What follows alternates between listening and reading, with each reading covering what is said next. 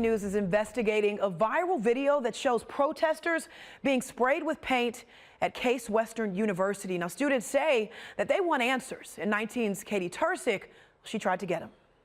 Peacefully standing in front of a wall. This is the video that has some students furious, and Case Western Reserve University now on the defensive. It was a pressurized paint gun spraying harmful chemicals with carcinogens and toxins directly, with no concern for health or no concern for the well-being of an individual student who is paying to be here. Racist student protester says it happened when workers came to cover up messages students painted on the university's spirit wall.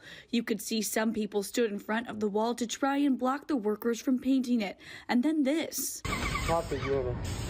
We had some students talking to the police, like, how can they do this? The painters were like, we're following orders. The police said, we're following orders.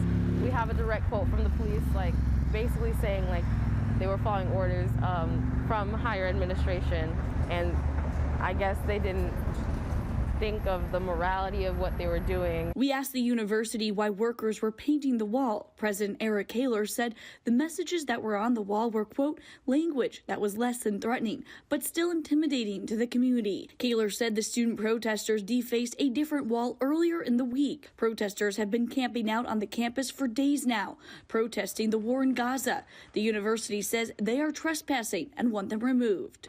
The student protesters say that they want to meet with President Kaler. Until that happens, they will continue to protest. In Cleveland, Kate Tursick, 19 News.